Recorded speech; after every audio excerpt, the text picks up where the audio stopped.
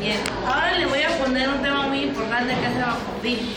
Mi grupo está conformado por Kelly Guillermo, Karen Yuri, Cristian Yaya, Fernando Villegas y la que les habla. Ahora les voy a hablar del origen del bamburí.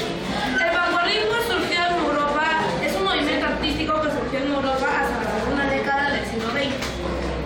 Surgió como una violenta reacción contra todo el arte del pasado, que consideró convencional, aburrido y decrépito. No solo se caracteriza la historia de la literatura, sino también en la gente clásica. Ahora les voy a hablar sobre la literatura de la tiempo. Hechos históricos. En 1924, Valle de la Torre fue el árbol. En 1932 se realiza una violenta sublevación a frente de Trujillo.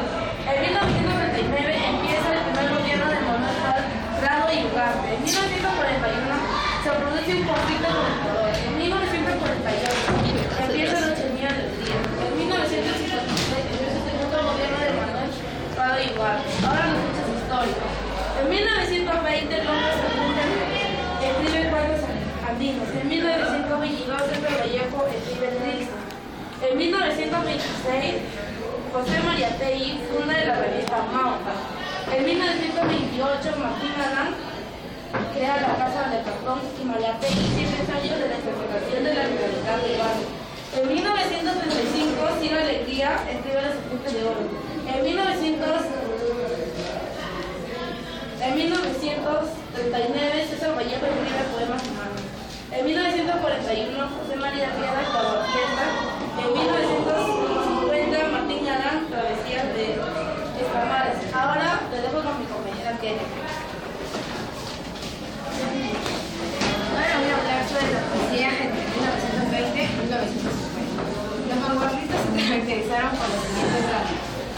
Rechazaron el realismo porque crearon su propia realidad. Renovaron la metáfora abandona la razón ideológica y se vuelve un tema libre de expresión. Vendieron cuenta la novedad y la sorpresa, para ellos todo el mundo era válido si lograban sorprender o escandalizar el lector. Destruyeron las reglas de la gramática, porque no respetaron el orden lógico de los elementos de oración. Utilizaron un verso absolutamente libre. Como bautismas, abandonaron a la rima y a la medida de versos y la búsqueda de un musical. Remitían sus placeres muy bonitos. No contaron que pretendieran informarnos de nada. Plantearon su poema de método de ser infinidad.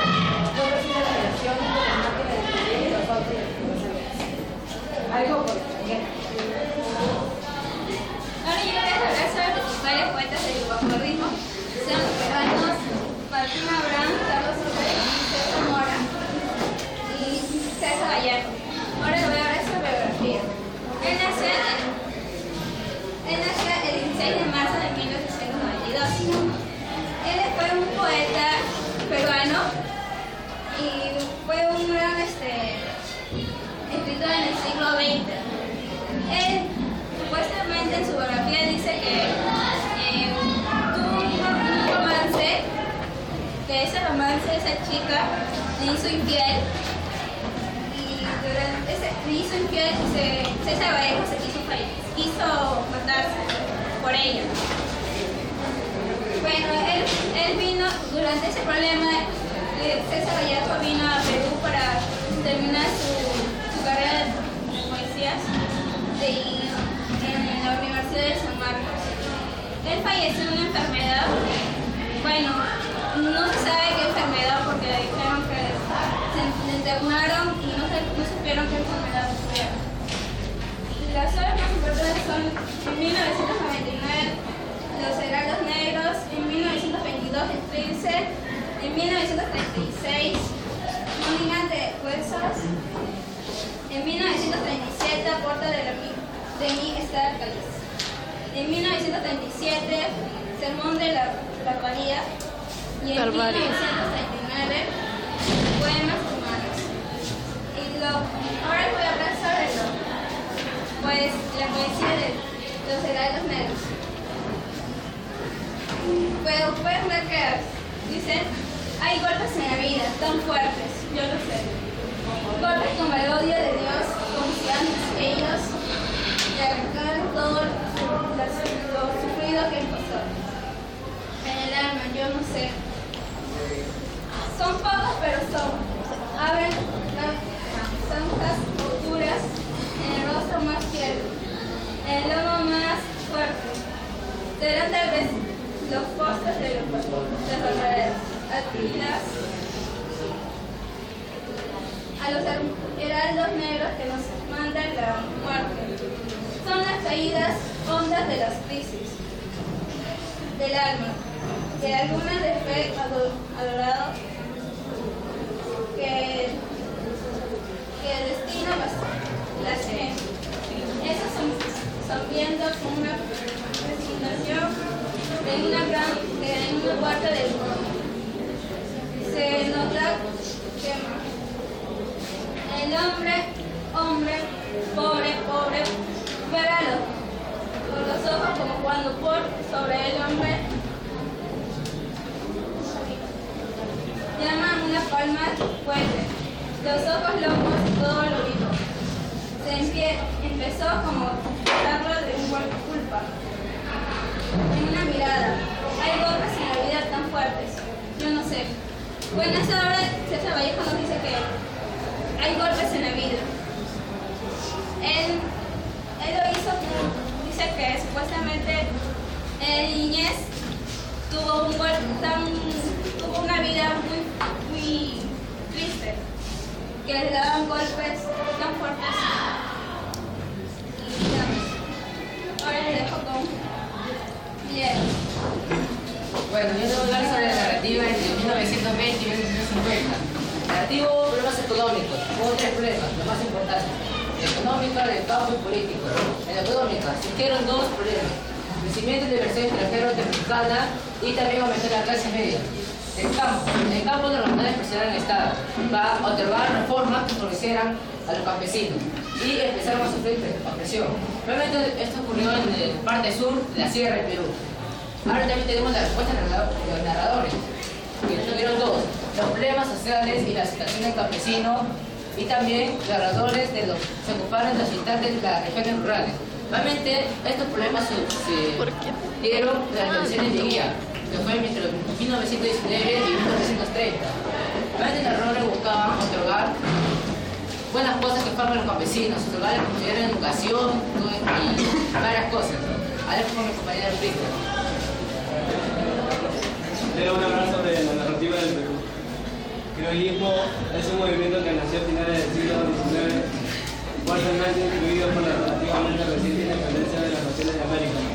Bajo el dominio español, sus obras épicas fueron fundacionales. Indigenismo, tendencia literaria que alcanzó su mayor difusión en la década 40 del siglo XX como manifestación del regionalismo. No se limitó solo a la labor literaria, pues sus alcances fueron más ambiciosos y comprendieron los ensayos de la música y la política. Ahora debo terminar.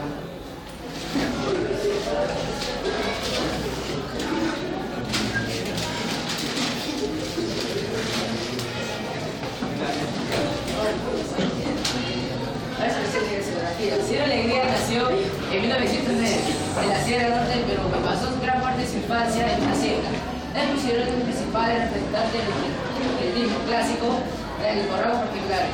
Ciro Alegría murió en 1969. De hablar sobre sus obras, observó cerca del sufrimiento de los indígenas, los campesinos que sufrían allí en la tierra, lo que marcó a tres magníficas novelas: La serpiente de oro, Los perros hambrientos y su máxima obra, que es El mundo de Sancho y Ajeno. Cuando te voy a hablar un poco sobre su obra, un argumento poco. Normalmente esta obra se dedica a una comunidad de la sierra que se llama Rumi. En esa comunidad había un alcalde que se llamaba Rosendo Maki. Rosendo Maki, el alcalde, quería mejorar la situación de su comunidad, la educación, que tengan mejores valores, todo eso. Pero lamentablemente apareció una persona, Amenábar, que era un rico hacendado y también era de color blanco. Él se creía superior a la demás comunidad y él quería valorar todo. Quería que él fuera superior, que fuera un rey, así. Rosendo, el alcalde, quería intervenir eso, colocar un abogado para que lo defienda, todo, testigos, todo. Pero Amenábar, como era tan rico, contrató a ese abogado, puede sobornar a todo el mundo, a testigos, todo eso. Y Rosendo, después de un tiempo, es encarcelado por faltas de operaciones, por agresión de su comunidad, por robo, pero aparece un indio que se llama Penico. Este indio sabía leer y escribir, sabía todo sobre su educación y vino para ayudar a su pueblo. Y se vino a otra parte del Perú. Vino, pero al final él muere en la guerra. Hubo una guerra de su comunidad que vino de los asentados. Ya, bueno, un poco los mensajes de obra. Bueno, el mensaje de esta obra es que siempre sigue habiendo racismo en este país. Realmente, siempre hay blancos y se creen superiores a otras personas. Por falta de educación, porque no saben escribir nada. El mensaje es que todos somos iguales en esta vida, pero al final siempre será lo justo. Siempre sabrá quién fue el culpable y quién es el que no ha cometido grandes errores en este día. Algo con mi compañero Cristian Yaya.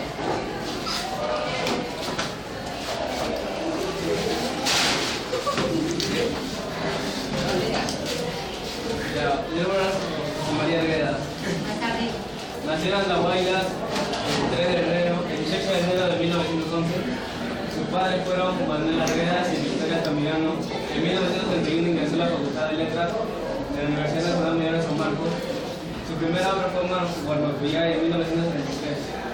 En 1969 logró el título de doctor en Etnología y Arqueología y muere el 2 de diciembre de 1969 tras un disparo en la cabeza.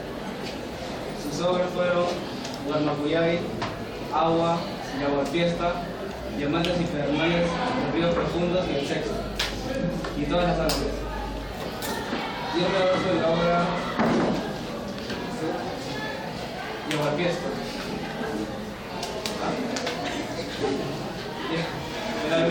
La novela relata una de las costumbres más importantes de las comunidades indígenas del Perú, la corrida india, que se celebra todos los años el 28 de julio, aniversario de la fundación de la República del Perú. La corrida india es un evento espectacular donde un toro debe enfrentarse en un campón a unos 100 o 200 indios sin tener guerreros o campeadores especiales, y del cual son parte otros elementos como la música de los huacagras, el consumo de aguardiente y el uso de dinamita. Con ello quita la esencia misma de la fiesta. Para esta finalmente se realiza imponiendo los signos de tradición ante los ojos de los municipios y los diputados del pueblo. El análisis de la obra, Yaguarfiesta rectifica varias normas básicas de la novela y periodismo tradicional. Por lo tanto, más que revelar la opresión y cómo la de las indias en su novela busca su realidad de poder y la identidad que el pueblo quechua ha sabido preservar desde la persona.